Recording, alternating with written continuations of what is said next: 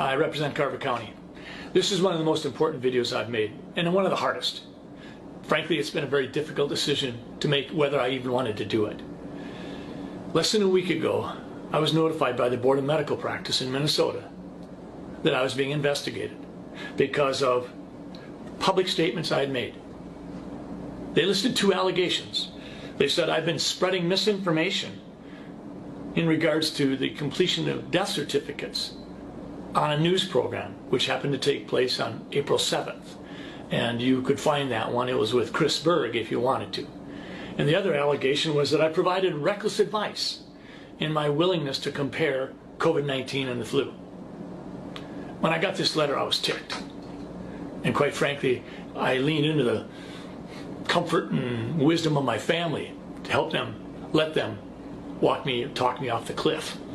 But doggone it, if this can happen to me, my view is it could happen to anybody. I mean, I've been a family doc for 40 years. I work hard, I love my patients, I do house calls, I've been medical director, I've held staff positions in hospitals to help make things work better. I've been in the Senate for 4 years and I've learned a lot. I've never had anything like this happen. Shoot 'em out. 5 years ago I was named the Minnesota Family Doctor of the Year in Minnesota. And I get this because a couple people complained, and I don't get to know who those people are. I don't know if they're routinely in a political camp, if they're activists. I've gone online and looked at what it takes to complete a complaint that the Board of Medical Practice has to follow up on. It's a one-page deal. You can say what you want. You could be a huge donor for the other party, and I wouldn't get to know it. I wouldn't get to know if you live in my district. I don't get to know anything. I checked. So here I am. I've spent the better part of the last 6 days preparing a response. I understand how important the work is that the Board of Medical Practice does. I mean, physicians do screw up. Two of the big areas where physicians mess up is inappropriate sexual behavior, inappropriate self-medicating, certainly with opiates.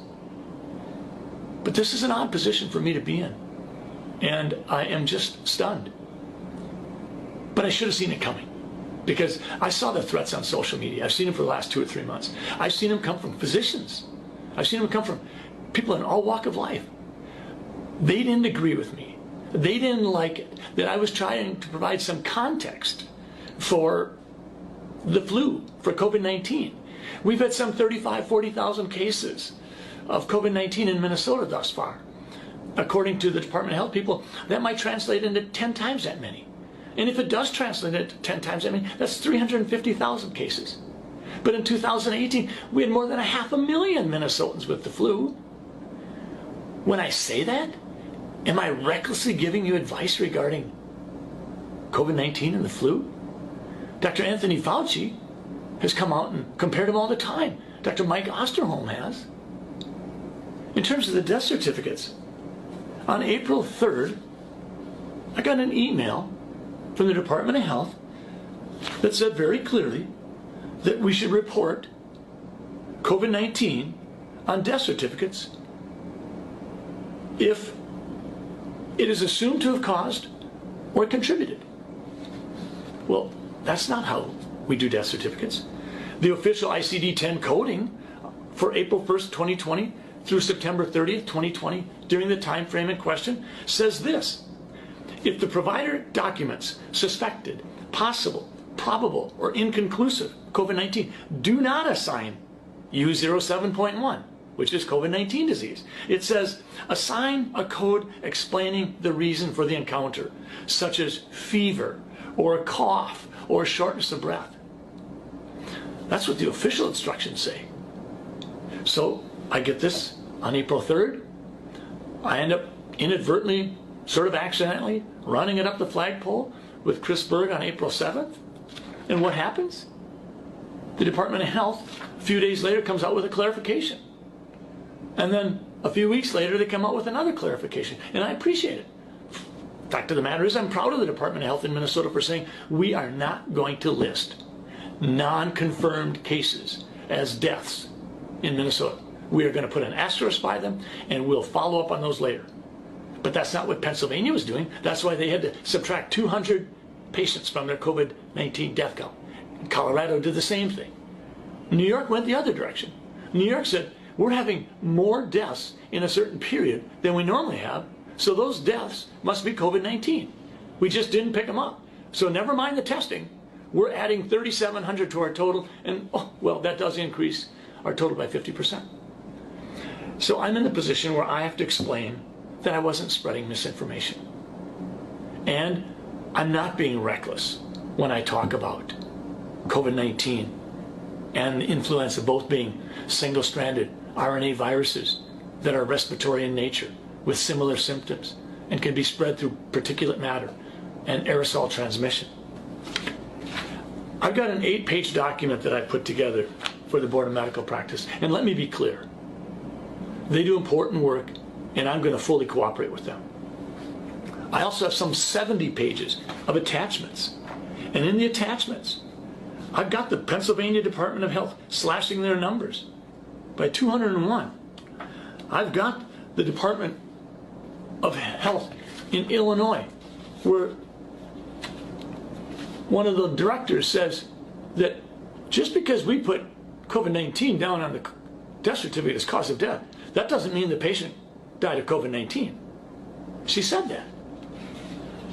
Dr. Fauci, when he talks about influenza, he was the lead article in this New England Journal article, and he said this: if one assumes that the number of asymptomatic or minimally symptomatic cases for COVID-19 is several times as high as the number of reported cases, the case fatality rate may be considerably less than 1%. This suggests that the overall clinical consequences of COVID-19 may ultimately be more akin to those of a severe seasonal influenza. That was Dr. Fauci. And, oh, by the way, one of the contributing authors was Dr. Robert Redfield, the head of the CDC. Dr. Osterholm is a well-regarded epidemiologist, and he was saying this in the middle of March. He said, the flu has become a pandemic more than once and has killed millions of people. It still exists today. Unfortunately, we now have on our hands something else, but it's caused by coronavirus, which is acting very much like influenza. Folks, do I feel targeted? Yeah, I do. Do I know who my accusers are? No, I don't get to know. Could I be disciplined by the Board of Medical Practice? Well, sure I can.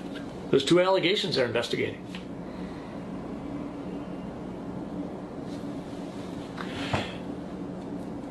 If I have been spreading misinformation, then what about Governor Walz and the Department of Health? Right around March 1st, we had a Department of Health memo that talked about the purpose of, if you will, some of the measures that would be taken to dampen, delay, and decrease the peak, to allow the accumulation of PPE and make sure that our hospital capacities weren't being overwhelmed. In that memo, they say what effective measures are: cover your mouth, don't go out if you have cough or fever, avoid touching your face, your eyes, or mouth, cover your mouth if you cough, wash your hands frequently, minimize outings, socially distance. But what did they say were not effective measures? They said wearing masks is not effective, taking antibiotics is not effective. A month later, Governor Walz comes out, talks about 74,000 Minnesotans dying. Later on, he went back to 29,000, and right around then, I put a different video out saying just the facts. And I said, I'm not buying 74,000 Minnesotans dying, I'm not buying 29,000. And then this one came out a month later, right around May 1st. This is a model that they're using. And it says on here, Minnesotans' model projects nearly 1,000 deaths a day in mid-July. Well, folks, that's next week. So far, we have less than, right around 1,500, of which all but 300 of them have occurred in people in long-term care facilities, in large part because the Department of Health participated in decisions that put people with active COVID-19 disease in the nursing homes. And I'm spreading misinformation. Of course I am.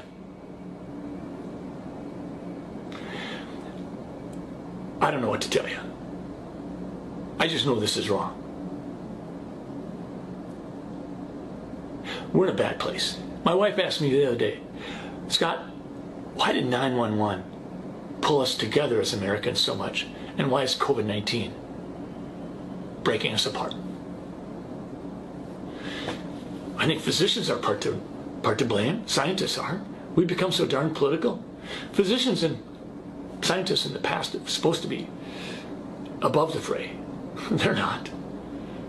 I have this odd set of hats I'm wearing because I'm the vice chair of the Health and Human Services Committee in the Senate, and I'm involved in policy discussions and involved in bills that deal with providing relief for COVID-19. And on the other hand, I've been a physician in the trenches for 35 years.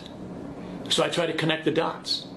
I don't try to present myself to be something I'm not. I'm not an epidemiologist, but yes, I've taken epidemiology classes. I'm not an infectious disease doctor, but I take care of infectious disease every day.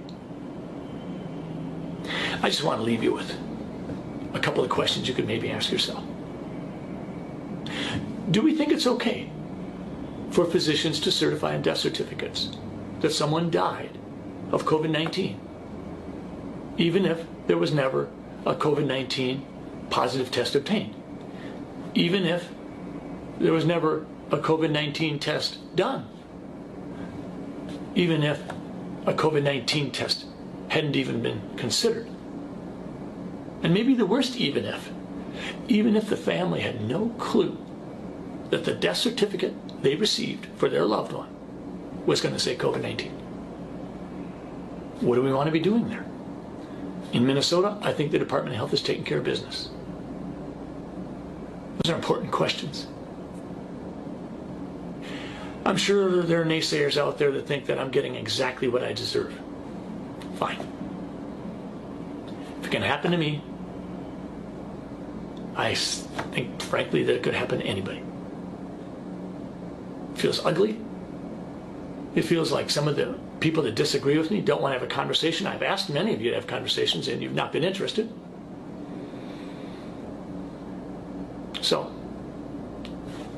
reckless advice regarding comparisons between COVID-19 and the flu.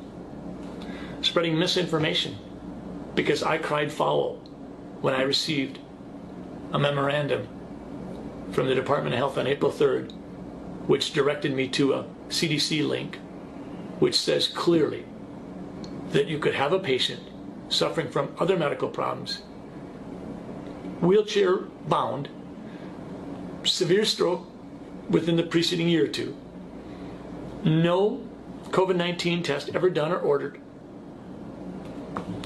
and when that patient dies of pneumonia, it's a COVID-19 death. I cried foul.